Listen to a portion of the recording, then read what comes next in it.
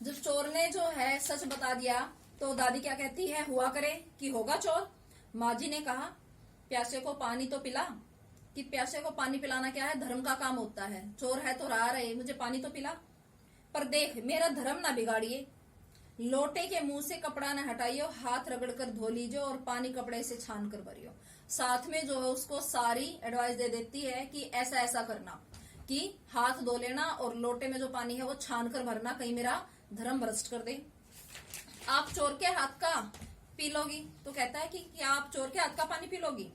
कहा ना रगड़ कर धो लीजो। तो कहती, मैंने कहा ना कि हाथ जो है अच्छे से धो लेना।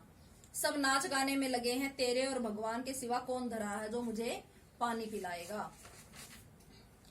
भगवान वहीं कहीं उसके बराबर में धरे हैं। सुनकर चोर कुछ ऐसा अकबकाया घबराया कि लोटा उठाकर चल दिया। पूरी एहतियात सावधानी के साथ पानी भरकर लौटा तो पहरेदार ने धर दबोचा। कुएं पर देख लिया गया था। तब माजी ने लोटे का आधा पानी खुद पीकर बाकी चोर को पिला दिया। जो चोर को जो है पहरेदार ने पकड़ लिया था, लेकिन वहां से भी जो दादी है वो चोर को छुड़वा देती है पहरेदार से, और जो पानी वो लाया था वो पी लेती है। और फिर एक संबंध जो है अपना और उसके बीच में एक संबंध जो स्थापित कर देती है और उससे कहती है, एक लोटे से पानी पीकर हम माँ बेटा हुए। देखो, चोर को पानी पिलाया और खुद उस लोटे से पानी पिया और चोर को धर्म संकट में डाल दिया। कहती है कि अब हमारे बीच माँ और बेटे का रिश्ता है, अब तेरी मर्जी है कि तू चोरी करेगा या तू जो है चोरी छोड़कर खेती करेगा। अब चाहे तू चोरी कर चाहे खेती। बेटा बेचारा किस लायक रह गया होगा, सो रोमांचक धंधा छोड़ खेती से लगा। पहरेदार से बचाने पर इतने हक के साथ जो है दादी के कहने पर चोर जो है चोरी छोड़ दी, उसने अपनी राह बदल दी और वो खेती करने लगा। और ये किस्सा जो है लेखिका बचपन से सुनती आ रही थी। जब वो बड़ी हुई तो उसने एक बार जो है उस चोर को देखा जो किसान बन चुका था। तो कहती है कि उस चोर को देखने का मौका भी जो है मुझे मिला। सालों साल लगा रहा।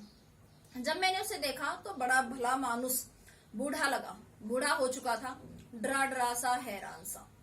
तो क्वेश्चन आ जाता है इसमें कि उसकी दादी ने किस तरह से एक चोर की जो है दिशा को बदल दिया था, दिशा उसकी राह को।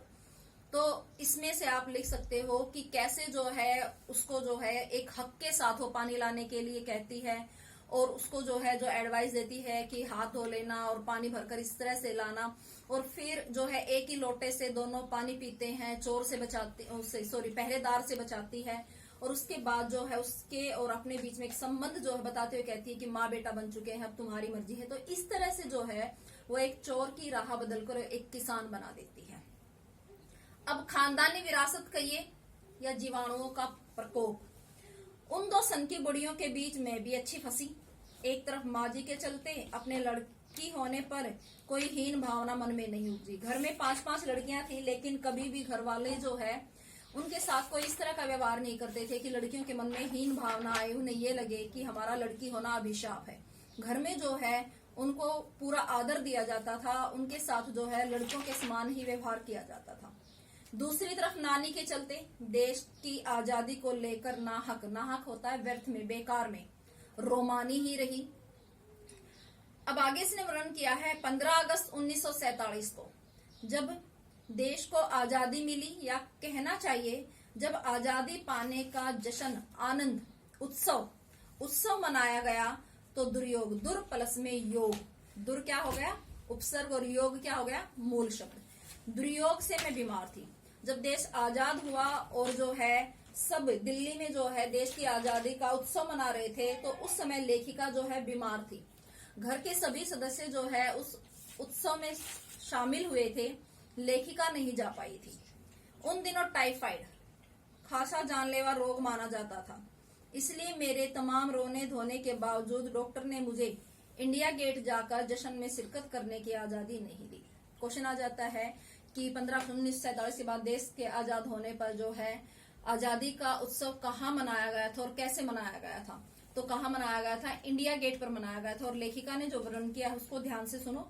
इसलिए मेरे चूंकि डॉक्टर अपने नाना के परम मित्र, उनसे ज्यादा नाना थी, इसलिए हमारे पिताजी जो बात पर सत्ताधारियों से लड़ते फिरते थे, चुप्पी साध गए। जो इनके फैमिली डॉक्टर थे वो जो है इनके नाना के काफी करीब थे। इसलिए जब उन्होंने जो कुछ भी कहा उसे आदेश मानकर इनके पिताजी ने फॉलो किया और उनका विरोध नहीं किया।